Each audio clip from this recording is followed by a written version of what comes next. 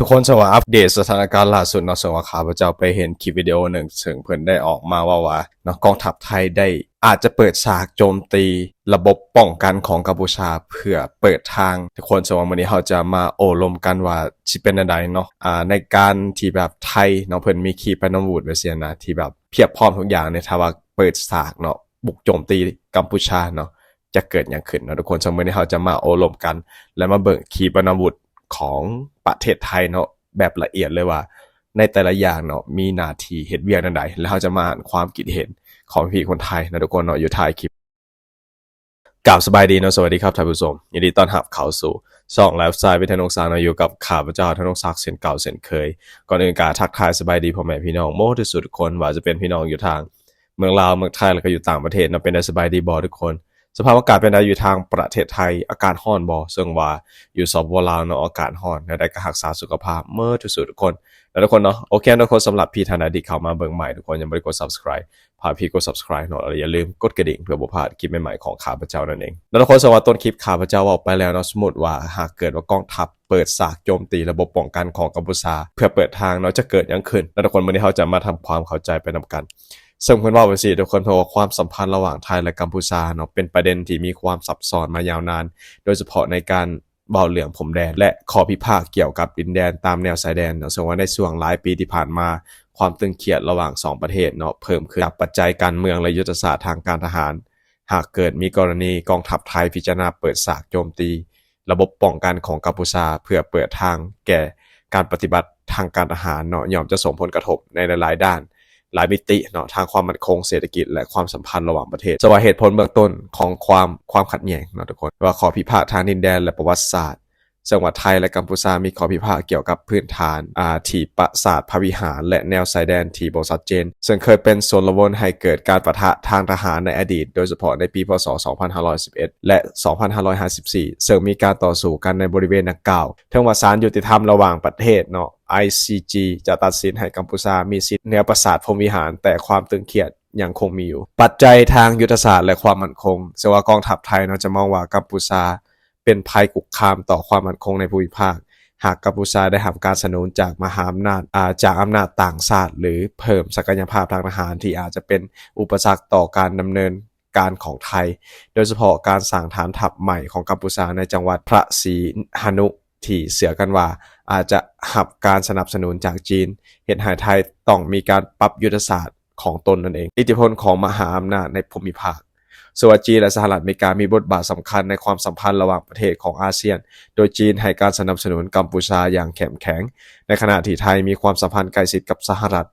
การแข่งขันเชิงอิทธิพลนี้อาจจะกระตุ้นให้เกิดความขัดแย้งทางการทหารหากทั้งสองประเทศได้รับแรงกดดันจากพันธมิตรของตนในการดำเนินการเชิงรุกการวิเคราะห์ทุกคน2การวิเคราะห์แนวทางการปฏิบัติของกองทัพไทยเพิ่นว่าจังซี่หากไทยพิจารณาเปิดฉากโจมตีระบบป้องกันของกัมพูชาย่อมต้องคำนึงถึงปัจจัยหลายประการ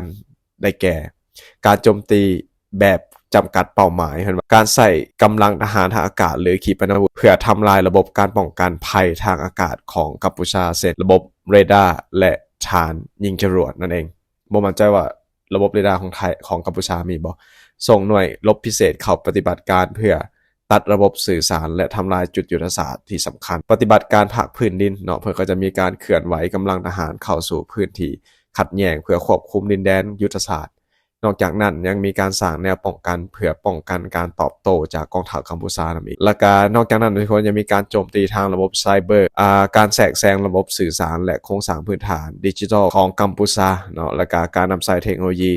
สงครามอิเล็กทรอนิกส์เพื่อเฮ็ดให้ระบบอาวุธและการติดต่อสื่อสารของฝ่ายตรงข้ามลดประสิทธิภาพลงนั่นเองนอกจากนั้นทุกคนได้มาเบิ่งศักยภาพขีปนาวุธของกองทัพไทยเดี๋ยวเราจะไปเว้าละเอียดอีกเทีนึงเนาะซึ่งว่าขีปนาวุธของกองทัพไทยเนาะก็จะมีหลาย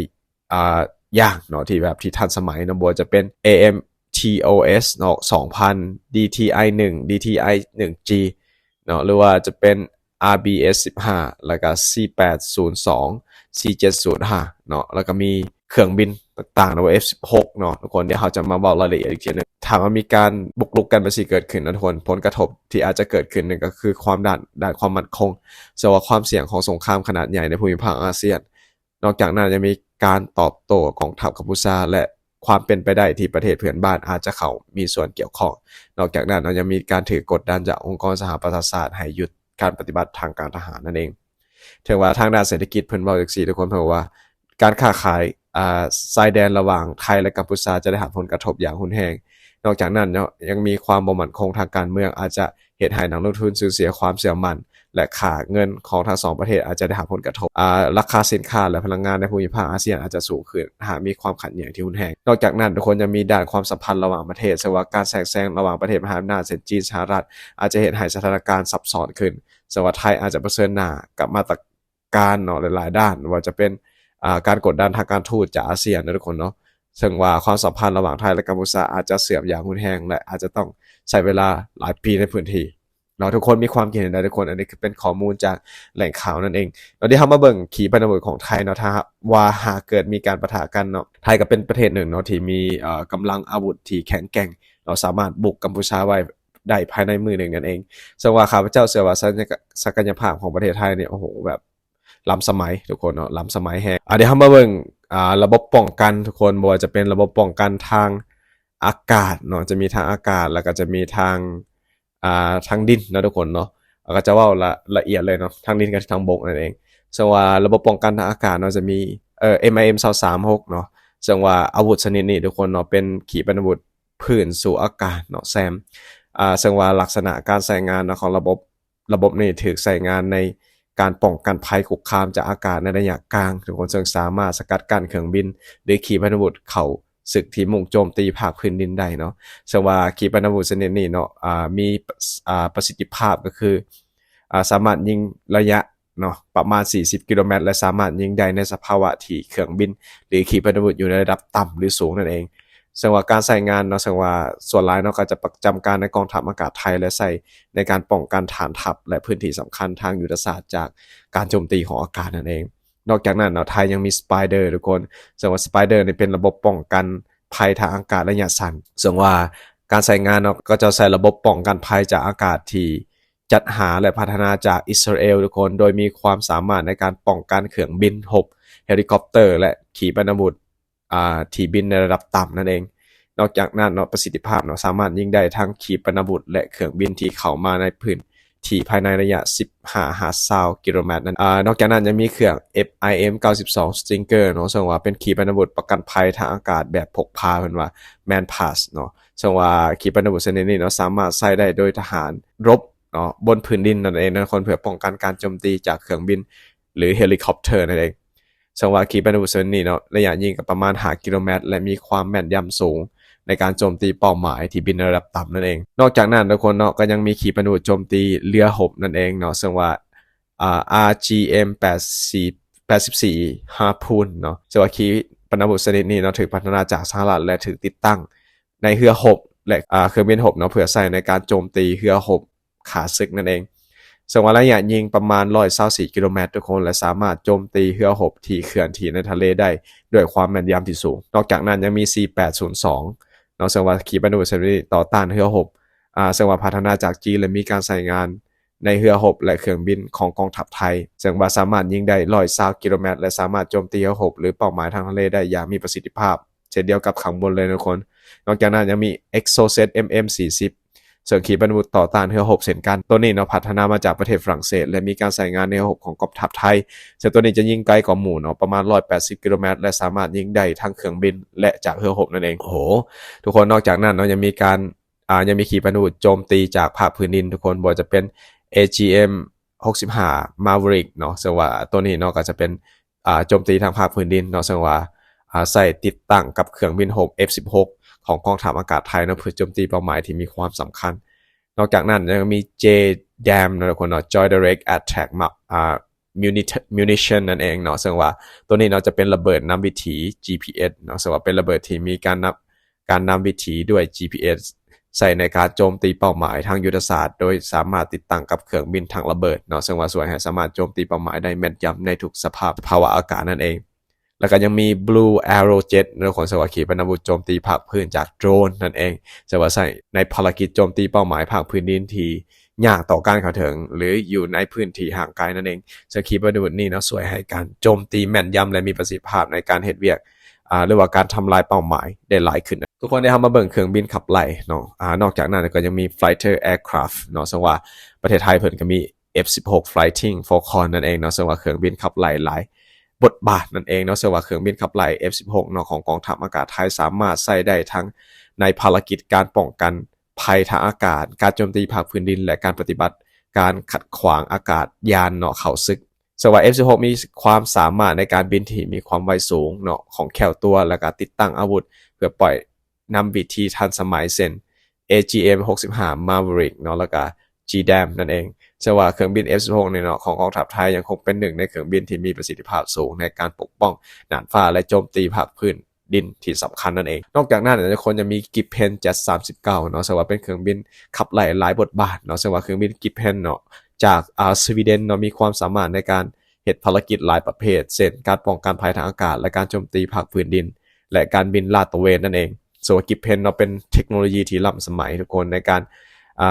ตรวจจับหรือว่าลบเลี่ยงการโจมตีที่เข้าศึกเนาะโดยมีการติดตั้งระบบเรดาร์เนาะกับ AESA เนาะ Active Electronical Scan Array นั่นเองเนาะที่ช่วยให้สามารถเฮ็ดเวียกได้ในทุกสภาวะอากาศนั่นเองสำหรับบินเก็บแผ่นเนาะยังช่วยเสริมกำลังให้ป้องกันน่านฟ้าและสนับสนุนภารกิจของกองทัพอากาศไทยให้มีการปฏิบัติร่วมกับพันธมิตรนั่นเองนอกจากนั้นทุกคนยังมีFA-18 Hornet เนาะซึ่งว่าเป็นเครื่องบินขับไล่และโจมตีทางทะเลส่วน FA เนาะ FNA-18 นี่เนาะเป็นเครื่องบินที่ขับไล่ทางทะเลที่สามารถทำภารกิจให้ได้หลากหลายทางการป้องกันภัยทางอากาศและการโจมตีเป้าหมายทางทะเลทุกคนซึ่งว่ามีความสามารถในการโจมตีเป้าหมายทางทะเลและภาคพื้นดินได้อย่างมีประสิทธิภาพเนาะสำหรับตัวนี้ทุกคนนอกจากนั้นนะทุกคนยังมีเครื่องบินโจมตีแบบ attack เนาะ aircraft เนาะว่าจะเป็น A-Jet Corsair เนาะค่ะบ่มั่นใจว่าอ่านถูกบ่เนาะซึ่งว่าเป็นเครื่องบินโจมตีทางทะเลในภาคพื้นดินทุกคนซึ่งว่าใช้การโจมตีเป้าหมายพื้นดินทางทะเลโดยแบบมีความสามารถในการแบบบรรทุกระเบิดขนาดใหญ่เลยทุกคนตัวนี้เนาะนอกจากนั้นยังมีAlpha JetเนาะAlpha Jetในการใส่ฝึกบินทุกคนและโจมตีเป้าหมายทางทะเลเช่นกันนะทุกคนเนาะเดี๋ยวมาเบิ่งเครื่องบินขนส่งและลาดตระเวนเนาะเป็น Transport and Surveillance Aircraft นั่นเองซึ่งว่า430 Hercules เนาะซึ่งว่า430เนี่ยเนาะถือใส่ขนส่งกำลังพลและอุปกรณ์ทางการทหารไปยังพื้นที่ต่างๆซึ่งว่ายังสามารถใช้ในการปฏิบัติภารกิจลาดตระเวนนั่นเองทุกคนซึ่งว่าตัวนี้เนาะจะขนส่งสินค้าและกำลังพลในระยะที่ไกลนั่นเองแล้วก็ยังมี EC นะทุกคนเนาะ E2C Hawksky เนาะทางอักเสียงเป็นเครื่องบินเตือนภัยล่วงหน้านั่นเองซึ่งว่าเครื่องบินตัวนี้เนาะเป็นใช้ในการตรวจจับและติดขีปนาวุธและเครื่องบินฆ่าศึกนั่นเองแล้วทุกคนนี่คือเป็นเครื่องบินที่ข้าพเจ้ามาถึงว่าถึงประเภทการนำใช้งานและประสิทธิภาพของกองทัพไทยกันเนื้อกว่ากัมพูชาหลายเท่าทุกคนเนาะเดี๋ยวเรามาอ่านเบิ่งความคิดเห็นของพี่คนไทยเนาะว่าเพิ่นมีความคิดเห็นอะไรเกี่ยวกับสิ่งนี้เพิ่นบอกว่าเนาะความคิดเห็นบอกว่าโดนคามิกาเซ่เราผลิตเองได้บินถึง500กิโลเมตรทำให้จำเป็นต้องเอาเครื่องบินกับนักบินไปเสี่ยงครับราคาแพงครับโดนเราผลิตเองนะฮะลบเลยนะจะได้จบกันสักทีนะกองหนุนผอมทุกเวลานะครับก็แน่นอนอยู่แล้วนะครับนัดแรกก็คือเรดาร์นะฮะนัดที่2ก็บ้านฮุนเซนนะฮะเปิดมาสิเขมรรอเหนื่อยแล้วนะฮะอะไรนะยุกยั่วกวนตีนเก่งเขมรไม่ถนัดเจอหน้านะฮะไทยมีดาวเทียมทางทหารนะครับเขาบอกว่าส่องเห็นหมดทั้งระยะทั้งตัวและยานยนต์นะฮะว่าแอบอยู่จุดไหนบ้างเสร็จแล้วไทยล็อกเป้าเลือกโจมตีได้เลยทุกคนนั้นคือเป็นความคิดเห็นบางส่วนพี่ๆมีความคิดเห็นใดทุกคนสามารถคอมเมนต์อยู่หรือพิมพ์ข่าวเจ้าได้เนาะโอเคคลิปข่าวจบไปเลยทุกคนสบายดีสวัสดีครับ